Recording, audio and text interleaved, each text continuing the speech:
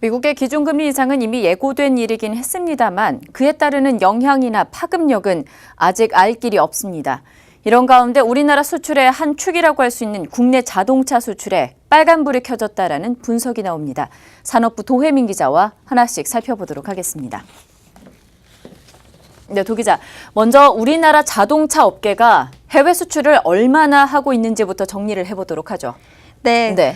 산업통상자원부가 최근 발표한 자료를 토대로 설명을 드릴 수 있을 것 같습니다. 지난 8월을 기준으로 국내 자동차 업계는 한 달 동안 29만 대가 넘는 차량을 생산했습니다. 해외 수출량은 17만 대가 넘었고 국내 판매량은 12만 대 수준인데요. 해외 수출량이 5만 대 정도 더 많았습니다.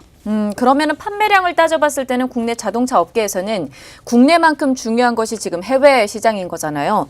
그중에서도 북미 시장이 좀 가장 큰 것 같습니다. 네, 그렇습니다. 네. 그래프를 하나 보시겠습니다. 네. 지난달 우리나라 자동차 업계의 해외 수출 실적을 정리한 건데요. 미국을 포함한 북미에 대한 수출 실적이 11억 달러를 넘기면서 비중이 가장 컸습니다. 다음은 보시는 것처럼 EU, 중동, 기타 유럽, 중남미, 아시아, 아프리카, 오세아니아 순이었습니다. 네, 그러면 우리나라 자동차 업계의 주요 해외 시장을 정리를 해보자면 북미, 유럽, 중동 정도를 꼽을 수가 있는 것 같은데 미국의 기준금리 인상이 자동차 수출 시장에 있어서 어떤 영향을 미치게 됩니까? 네, 이번 미국의 기준금리 인상은 우리나라 자동차 수출을 직접적으로 좌우한다고는 할 수 없겠지만 호재는 분명 아닙니다. 부정적인 전망이 나오고 있는데요. 우리나라 자동차 수출 시장 중 가장 큰 비중을 차지한다고 말씀드렸던 북미, 그중에서도 미국 시장을 먼저 살펴보겠습니다. 미 기준금리 인상은 미국 내에선 대출금리 인상을 의미하는데 자동차의 경우 고가이기 때문에 일시불보다는 할부를 통해 구입하는 경우가 많습니다. 그렇기 때문에 대출금리가 오르면 미국 소비자들로선 구매 수요가 전반적으로 떨어질 수밖에 없고 우리나라 자동차에 대한 수요도 마찬가지로 감소한다고 할 수 있겠습니다. 전문가 의견 들어보시겠습니다.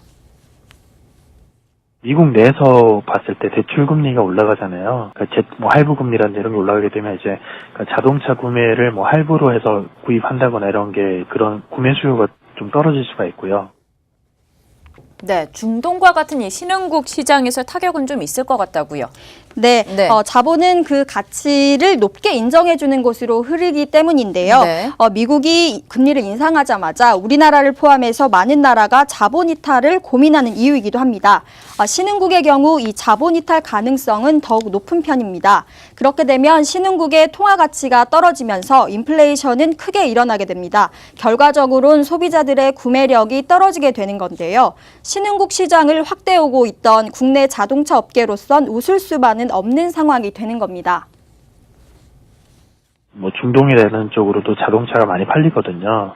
신흥국에서 아무래도 그 미국 금리 인상에 따라서 통화 가치가 떨어지면 구매력이 떨어지잖아요. 구매력이 떨어지고 경기가 더 불안해짐에 따라서 그 자동차에 대한 수요가 또 둔화가 될 수가 있죠.